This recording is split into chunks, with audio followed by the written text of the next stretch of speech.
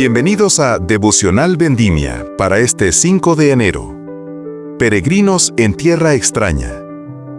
Amados, yo os ruego como a extranjeros y peregrinos, que os abstengáis de los deseos carnales que batallan contra el alma. 1 Pedro 2:11.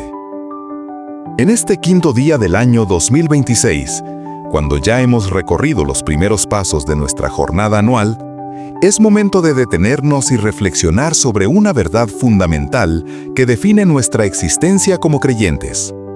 Somos extranjeros y peregrinos en este mundo. Esta no es una verdad que aprendemos una sola vez y luego archivamos en nuestra memoria teológica. Es una realidad que debe permear cada decisión, cada prioridad, cada aspiración de nuestras vidas.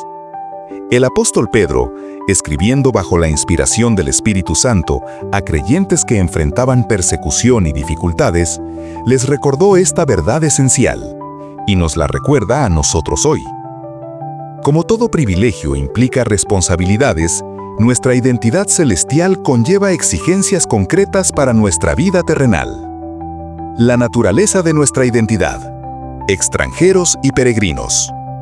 Cuando Pedro utiliza estos dos términos, extranjeros y peregrinos, no está empleando un lenguaje meramente poético. Como judío saturado en las escrituras del Antiguo Testamento, el apóstol invoca conceptos profundamente arraigados en la historia de su pueblo.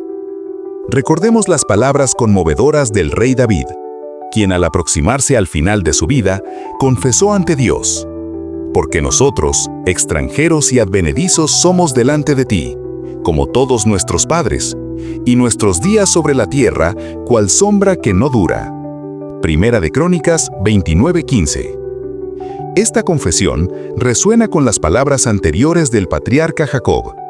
Cuando el poderoso faraón de Egipto le preguntó: «¿Cuántos son los días de los años de tu vida?», Jacob respondió con melancolía profunda: «Los días de los años de mi peregrinación son 130 años».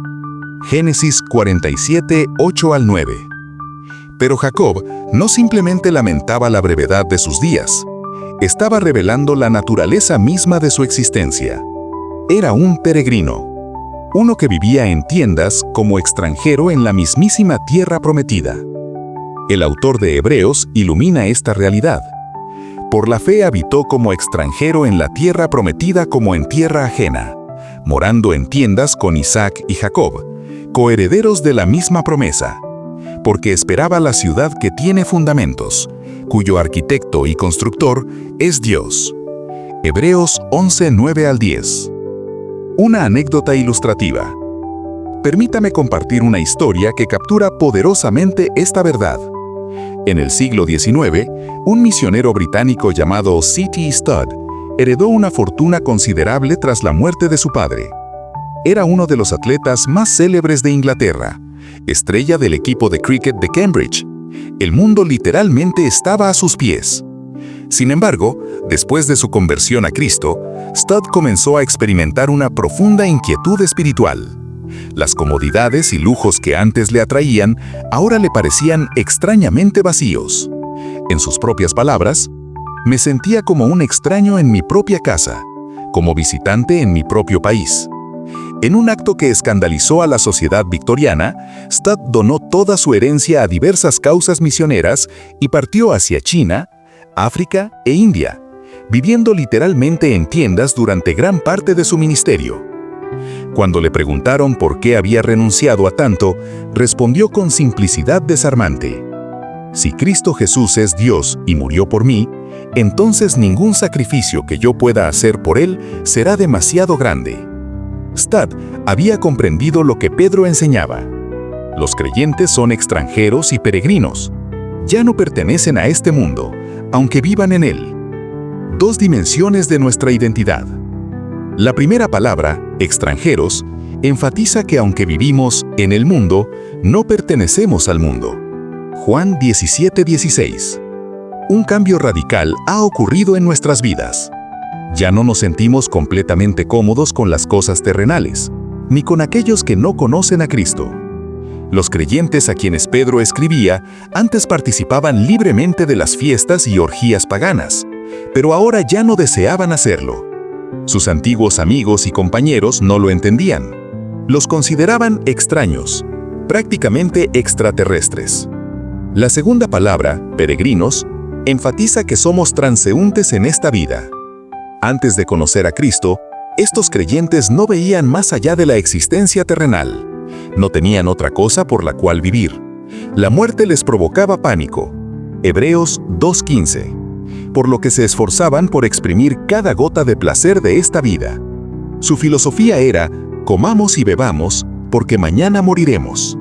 Pero ahora, habiendo experimentado la gracia transformadora de Dios, sabían que lo mejor aún quedaba por delante. Tenían una morada celestial y caminaban rumbo a ella. Como los santos del Antiguo Testamento, confesaban que eran extranjeros y peregrinos sobre la tierra. Hebreos 11:13. La batalla contra los deseos carnales. Amados, dice Pedro con ternura pastoral, yo os ruego como a extranjeros y peregrinos, que os abstengáis de los deseos carnales que batallan contra el alma. Notemos la paradoja. Somos amados, ciudadanos del cielo, herederos de gloria, y precisamente por eso debemos abstenernos de ciertos deseos. Los deseos carnales son aquellos apetitos que provienen de nuestra naturaleza como seres humanos hechos de carne y hueso. La necesidad de alimento, abrigo, relaciones, seguridad. Estos deseos, en sí mismos, son legítimos y necesarios para nuestra supervivencia terrenal. El problema radica en que nuestra naturaleza pecaminosa nos impulsa a satisfacer estos deseos legítimos de formas ilegítimas que contravienen la palabra de Dios.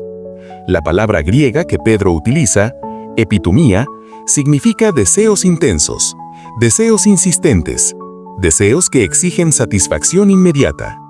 Aunque no son inertemente pecaminosos, Jesús mismo utilizó esta palabra en Lucas 22:15. Frecuentemente se vuelven pecaminosos por su urgencia y su tendencia a conducirnos por caminos que desagradan a Dios. La guerra espiritual. Pedro revela algo crucial. Estos deseos carnales batallan contra el alma. El lenguaje es militar, indicando un conflicto activo y constante. El creyente está inmerso en una guerra espiritual de proporciones cósmicas. Efesios 6:10-12. Habiendo sido rescatado por Dios, se ha convertido en enemigo de Satanás, quien antes era su amo. El adversario ahora lo odia con furia implacable y procura destruir su alma, esa nueva vida espiritual que Dios le ha concedido en Cristo. Una de las armas más efectivas del enemigo son precisamente estos deseos carnales. ¿Cómo operan?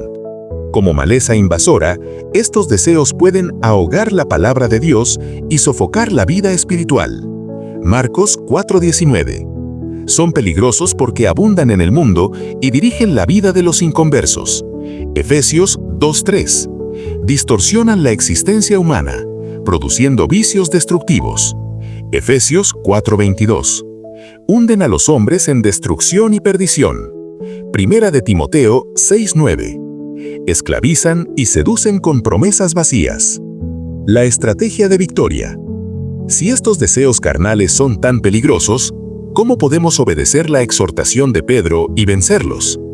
Aunque el apóstol dice simplemente que debemos abstenernos, la realidad es más radical. Debemos crucificar estos deseos que atentan contra nuestra vida espiritual. Romanos 8:13, Gálatas 5:24. La estrategia bíblica incluye no estimularlos, no sembrar para la carne, disciplinarnos para seguir las cosas del Espíritu, recordar la temporalidad del mundo. Como expresó Juan con claridad meridiana, todo lo que hay en el mundo, los deseos de la carne, los deseos de los ojos y la vanagloria de la vida, no proviene del Padre, sino del mundo. Y el mundo pasa y sus deseos, pero el que hace la voluntad de Dios permanece para siempre. En este quinto día del año 2026, debemos hacernos preguntas penetrantes. ¿Vivimos realmente como extranjeros y peregrinos? ¿O nos hemos asentado demasiado cómodamente en este mundo, construyendo edificios permanentes cuando deberíamos estar viviendo en tiendas? ¿Dónde están nuestras verdaderas aspiraciones? ¿Buscamos primordialmente éxito terrenal, seguridad financiera, reconocimiento humano? ¿O como Abraham, esperamos la ciudad que tiene fundamentos, cuyo arquitecto y constructor es Dios? ¿Qué deseos carnales están batallando contra nuestras almas?